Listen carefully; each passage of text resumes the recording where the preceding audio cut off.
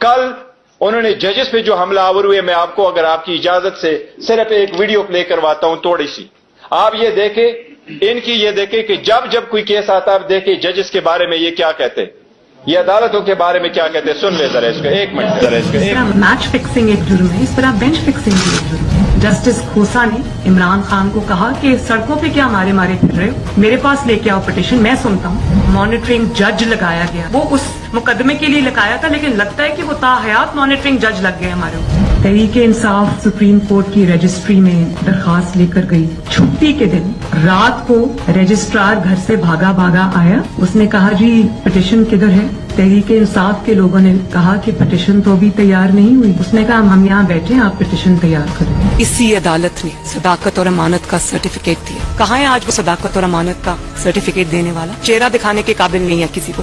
जब बेल का फैसला होने वाला होता था, जेल में उस दिन खबर मिलती थी कि 3 हफ्तों के लिए बेंच डिसॉल्व हो गया, नया बेंच, या कोई जज छुट्टी पे चला गया। जाता नहीं था, भेजा जाता। काजी फाइज ईसा साहब के मामले में माई लॉर्डशिप से ये पूछना चाहती हूँ कि वो आपके ब्रदर जज थे ना, आपने क्या किया?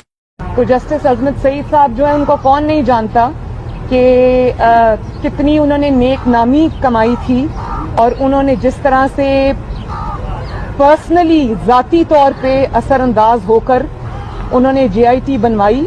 उन्होंने व्हाट्सएप कॉल्स की, मुंतखब वज़ीर-ए-आज़म के खिलाफ साजिश थी, उसमें वो बहुत बड़ा उसका हिस्सा थे, उसके करता धरता थे। मार्शल लॉ नहीं लगाते तो आपके कमबख्तों ने जुडिशल मार्शल लॉ लगा दिया है कि आज मुल्क जिस इंतशार की लपेट में आया हुआ है, मुल्क ने जो क्राइसिस जन्म लिया है, वो जमान पाक से कम और उमर अता बंदियाल की कुर्सी से ज्यादा जन्म लिया है। साकिब निसार को तो पूरी कौम जानती है, लेकिन आपका साकिब निसार से बड़ा मुजरिम जो छुप के घर में बैठा, उसका नाम है जस्टिस आसिफ सईद खोसा। और मुजाहिर अली नकवी, जिसके खिलाफ गबन का, करप्शन का रेफरेंस गया हुआ है, लेकिन उस पे सांप बन के बैठे। शर्म करो उमर अता बंदियाल, शर्म करो। ये जज साहबान हुकूमत से भरे बैठे हैं, लेकिन जिन्होंने एहतसाब को इंतकाम बनाया, उस एहतसाब का भी एहतसाब होगा। वो कौन से लोग हैं भाई नवाज शरीफ को जिन्होंने नाअहल किया है? इनका हिसाब होना चाहिए या नहीं होना चाहिए? मुंसिफों से जिन्होंने नाइंसाफी की, और जब सवाल पूछा जाए तो तौहीन अदालत के पीछे छुप जाए। हमारे खिलाफ इस तरह के फैसले नहीं, और हम सरे तस्लीम खान कर रहे हैं।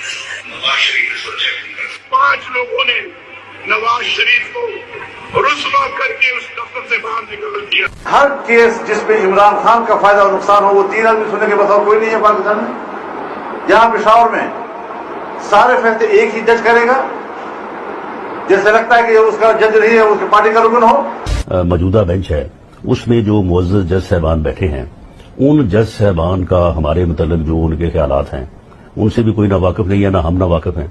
और उसके बाद हर वो केस जिसका फैसला हमारे खिलाफ आना हो, उस बेंच का जो है वो वही हिस्सा होते हैं। जब बेंच बना तब से लेकर आज तक के फैसले तक इंसाफ होता हुआ नजर नहीं आ रहा था। अपने एक शख्स की वजह से आज आइन की तशरीह को में फर्क डाला जा रहा है। अपनी मर्जी से आइन की तशरीह की जा रही है। फुल कोर्ट इसलिए नहीं बनाया गया कि अगर फुल कोर्ट बन जाती तो आज का फैसला मुख्तलिफ होता। आपके इल्म में है कि जिस दिन जो है वो नवाज शरीफ को डिस्क्वालीफाई किया गया था, बेंच में बैठे बाद जज साहबान की फैमिली जो ऊपर गैलरी में बैठी थी, और उन्होंने वहां पे नारे बुलंद किए थे, और ये चीजें बाद में मीडिया में भी। अगर कुछ लोग गैर जानिबदार नहीं होंगे, अगर इसके सहूलतकार पीछे नहीं हटेंगे, तो हमें बता दें मुल्क कौन चलाएगा। हमारे वजीराबाद के केस में एक लड़का, वो गरीब है, सिर्फ उसका ये कसूर है, 2 महीने उसको हफ्ते बेजा में रखा गया, अब गिरफ्तारी डाली है हफ्ता पहले। तब तो किसी ने नोटिस नहीं लिया था, तब तो नहीं कहा था कि IG इस्लामाबाद पेश हो, IG पंजाब पेश हो। तो अब कौन सी क़यामत आ गई है कि दोनों IGs को तलब कर लिया गया? कोर्ट अदारों में बैठे लोग क्या बुल खिला रहे हैं, क्या तमाशा कर रहे हैं, ये है रियासती दहशतगर्दी जिसको छुपाया जा रहा है। तो मैं जो कहता हूँ, मैं एक अवामी नुमाइंदा हूँ, मैंने कहा कल परसों देखिए आपके सामने है वो, ये आपने उनको देखा है, हम अदलिया से इल्तिमास करते हैं कि अगर ऐसे हमले किए जाएंगे तो वक्त से पहले इसका तदारुक किया जाए। तदारुक नहीं होगी, इलेक्शन करीब तर आता जाएगा तो अवाम किस तरफ चल पड़ेगी। हमारी सारी अवाम से उम्मीद दरख्वास्त है कि पुरअमन रहे, लेकिन अगर ऐसे इकदामात न किए गए तो मुल्क किस तरफ चल पड़ेगा। क्या तीसरी कुव्वतों को आने की इजाजत दी जा रही है? क्या यह बेहतर नहीं है कि अदलिया इन सब चीजों का तदारुक करे? क्या यह बेहतर नहीं है कि अदलिया इस मसले को देखे? कल आपने देखा है, ये 2 दिनों में हमने अभी 2 पिटीशनें फाइल की इलेक्शन कमीशन में। इलेक्शन कमीशन जब अडियाला जेल आया था तो मैंने पर्सनली जज साहिबान से रिक्वेस्ट की है कि आप उनको सीरियसली देखें, बजाय इसके कि आप अडियाला जेल आ जाएं। आप इंडियन इलेक्शन कमीशन के पैरवी करते हुए, उनसे उनके तकाबुल करते हुए आप काइंडली ग्राउंड पे रहें।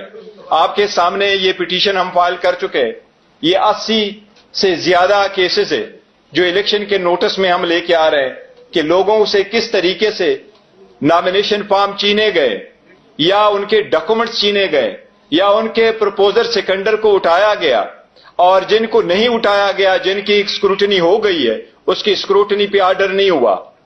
अगर आप औरतों की नॉमिनेशन फॉर्म से कोई गेम करते हो, ये भी एक रिक्वायरमेंट है 5% होना। हम अदलिया को अभी से बता रहे हैं कि ये एक बड़ी साजिश हो रही है। इतनी बड़ी पार्टी को पॉलिटिकल प्रोसेस से निकालना, ये डेमोक्रेसी को डिरेल करने की साजिश होगी। काइंडली इस पे नजर रखें और इसके तरह इकदामात करें। जिस तरीके से शाह महमूद कुरैशी साहब को रोका गया, जिस तरीके से उसको डील किया गया, जिस तरीके से उसको रात एक ठंडे कमरे में रखा गया, ये सारे इस पॉलिटिकल पार्टी को और इसकी लीडरशिप पे प्रेशर डाले और टेरराइज कराने के लिए सारी एक साजिश हो रही है। अदलिया से हम हमेशा से दरखास्त करते रहे हैं कि काइंडली एक ही तरीका हो सकता है, या अवाम खुद करे या अदलिया करेगी। हमारे अवाम से तो उम्मीद है, दरखास्त है कि वो पुरअमन रहे, लेकिन इनके बुनियादी हक से महरूम ना करे। इनके बुनियादी हक इस प्रोसेस में पार्टिसिपेट होने के लिए अदलिया से दरखास्त है कि इस मसले को देखे। ये बेट का मसला जरूरी है, इस इलेक्शन प्रोसेस में पार्टिसिपेट होना जरूरी है, इस इलेक्शन प्रोसेस का मुकम्मल होना जरूरी है।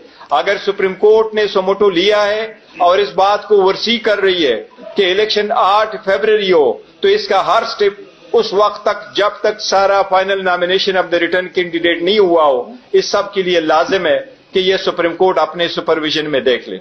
आप सबका शुक्रिया। कोसा साहब कुछ कहना चाहेंगे तो इसको कोई बात, थोड़ा सा इसको माइक